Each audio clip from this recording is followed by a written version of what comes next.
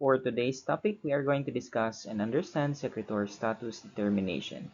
This is one of the more nuanced areas in immunohematology, so pay close attention because this will be an interesting topic.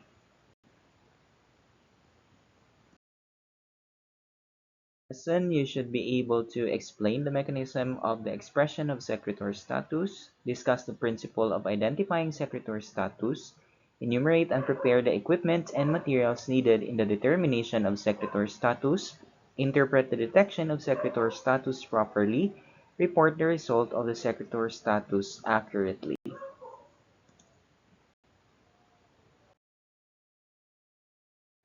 Now let us start with the fundamental question, what is secretory status?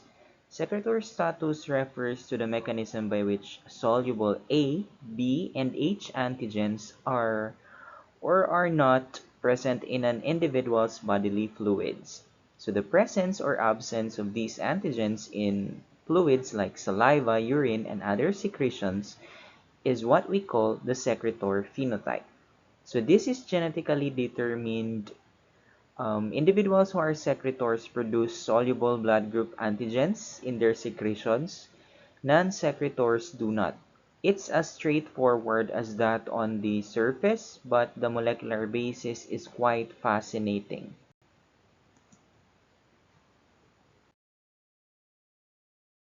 So the key to understanding secretory status lies in a gene locus called the secretory locus, specifically controlled by the FUT2 gene, which encodes an enzyme called fucosyltransferase 2.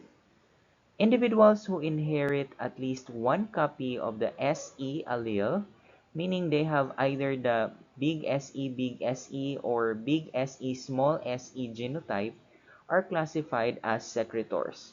So the SE allele codes for a functional FUT2 enzyme. So what does FUT2 do? It adds L-fucose to type 1 oligosaccharide chains in the secretory glands. So this process ultimately results in the formation and expression of soluble H antigens in body secretions. And because H substance is the precursor to A and B antigens, secretors who are also blood type A, B, or AB will have the corresponding soluble A, B, and H antigens in their fluids. So now what are these fluids? So let's list them. So we have here digestive fluids, we have urine, bile, saliva, tears, amniotic fluid, milk, and then we also have the pathologic exudate fluids. So, can I ask you, my dear students, which body fluid do you think is the most practical to use in a laboratory procedure for secretory status determination?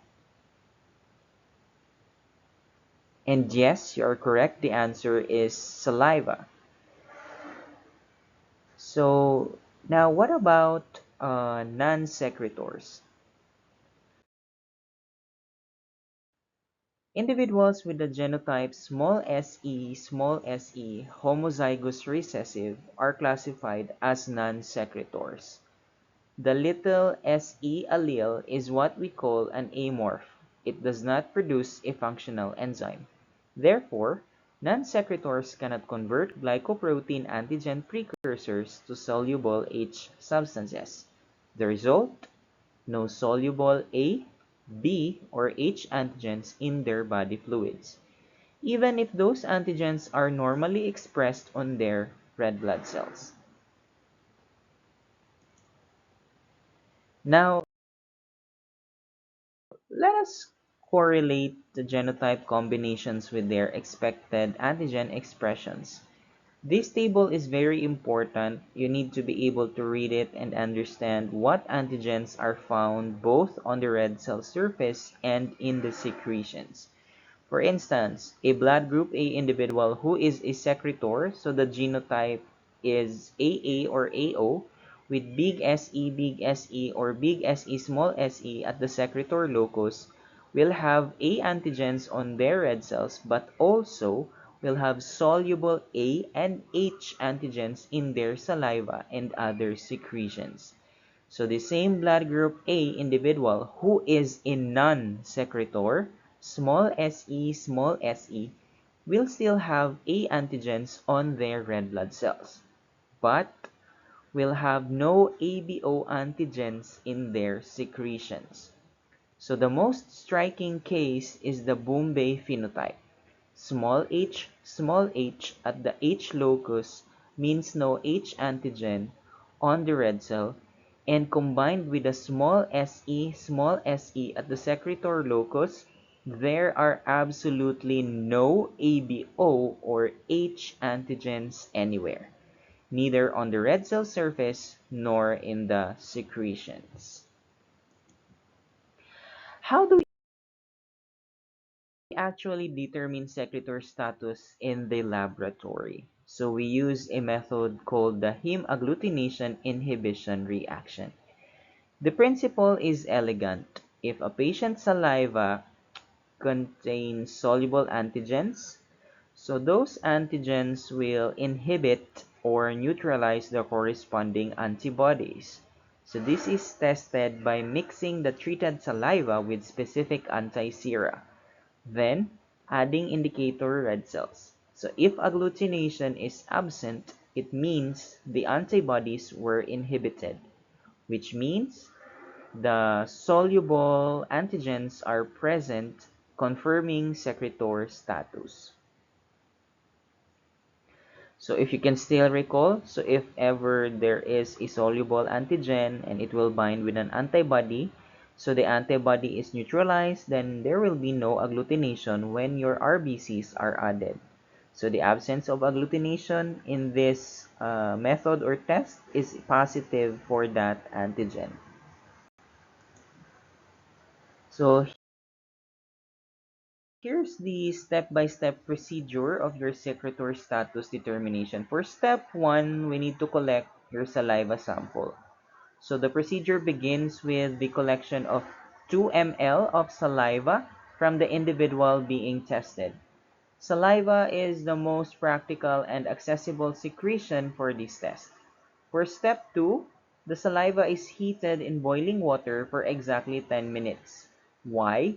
This step destroys salivary enzymes and removes interfering proteins that could give false results. After the saliva has cooled, it is centrifuged for 10 minutes and the supernatant, the top layer which contains the soluble antigens, is collected for testing. For step 3, the treated saliva supernatant is mixed with specific anti-sera. We use anti-A, anti-B, and anti-H, 1 drop each. Critically, these anti-sera must be prepared at 1/4 dilution. This is to prevent the prozone or zonal reaction, where excess antibody can paradoxically produce false negative results. The mixture is incubated at room temperature for 10 to 30 minutes. Step 4. After incubation, we add indicator red cells, 5% suspensions of known A cells to tube A, known B cells to tube B, and known O cells to tube H. These are centrifuged at 15 seconds and then observed immediately for agglutination. For step 5, you are going to gently dislodge the cell button and observe for agglutination. Grade your results using standard agglutination grading. So 4 plus, 3 plus, 2 plus, 1 plus, W plus or weak, and 0 for negative, and then record them.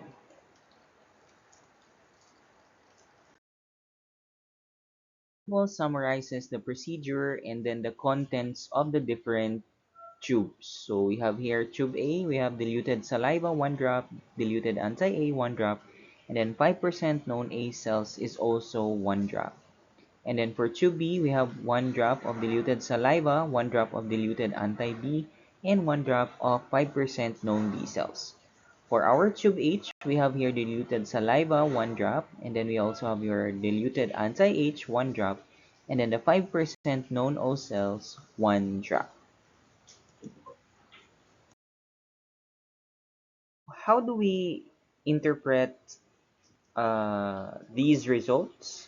So remember, absence of agglutination equals a positive result. It means the antibody was inhibited, which means the soluble antigen is present in the saliva. Let's walk through the interpretation table. For blood type A secretor, tube A shows no agglutination or 0. Tube B shows agglutination positive. Tube H shows no agglutination or 0. So soluble substances detected, we have A and H antigens. For blood type B secretor, tube A is positive, tube B is 0 or negative, tube H is also 0 or negative. Soluble substances, we have the B and H antigens. For blood type AB secretor, all three tubes show no agglutination or 0. Soluble substances, we have A, B, and H antigens. For blood type O secretor, we have tube A positive, tube B positive, and tube H is 0 or negative.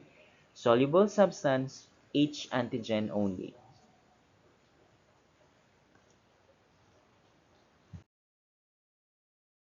All three tubes show agglutination, meaning no inhibition occurred. The individual is a non-secretor. No soluble antigens were detected in the saliva. Also remember, the dilution of reagents and samples is critical to prevent zonal reactions. And clinically, excessive levels of ABH substances in conditions like pseudomucinous ovarian cyst, pancreatic and stomach carcinoma, or intestinal obstruction can cause ABO discrepancies. This is worth noting for clinical correlation. And with that, everyone, I would like to conclude our discussion regarding secretor status determination. Hopefully, you have learned something from this video. Thank you so much for listening, and once again, have a good day.